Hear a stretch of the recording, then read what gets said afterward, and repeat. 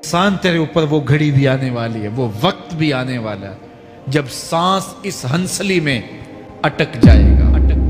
जब सीने से भी सांस ऊपर चली गई, अब डॉक्टर भी लाइलाज करार दे रहे हैं कि अब इलाज नहीं रहा है, जान बस अब निकलना चाह रही है। अब घर वाले रोते हैं, कहते हैं कोई झाड़ फूंक वाला लाओ, कोई दम वाला लाओ, शायद वो कोई दम करे तो इसकी जान में जान आ जाए। डॉक्टरों ने तो लाइलाज करार दे दिया।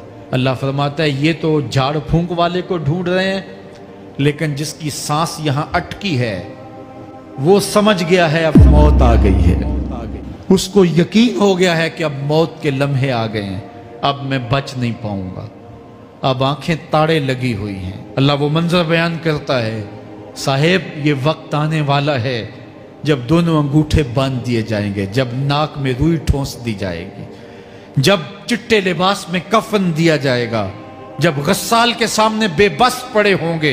ये महल, ये कोठियां, ये बंगले जिसको सवेर शाम लग के हलाल हराम की तमीज किए बगैर बनाया था। गौसे आजम रदी अल्लाह ताला अन्हु बोले, मकान बना रहा है, बसेंगे और हिसाब तू जाके देगा।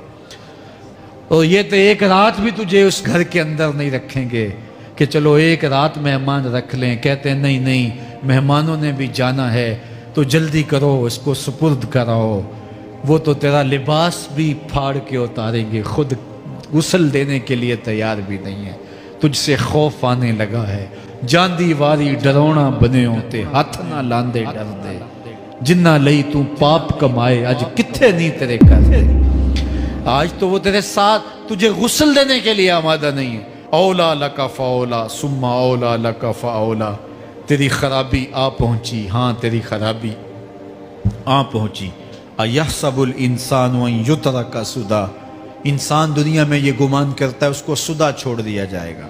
आज तू मुफ्ती शहर है, आज तू अलामतुद्दहर है, आज तू काज़ीउल कज़्ज़ात है, आज तू मिनिस्टर है, आज तू वजीर आज़म है, आज तू पहलवान है, आज तू शहजादा है, आज तू बादशाह है, आज तू जोरावर है, आज तेरी ताकत के क्या कहने। आज शेरों को तू नचा लेता है, हाथियों को तू बैठा लेता है, तेरी सूरत निखरती है, तेरे होंठ गुलाबी हैं और तेरी नरगसी आंखें हैं, तेरे रेशमी बाल हैं और तेरी खूबसूरत रंगत है।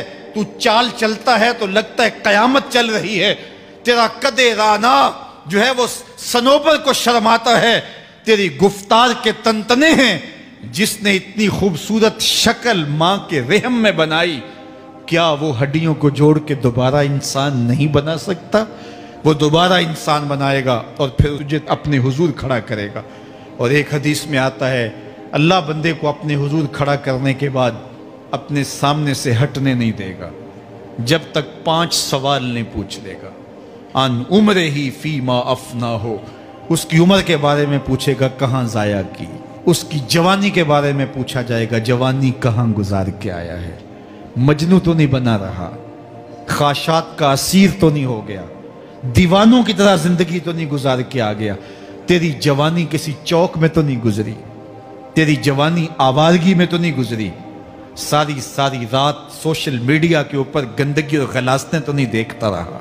तेरी जवानी गुजरी कहाँ है? अगर कोई जवाब ना हुआ तो फिर क्या जवाब देगा?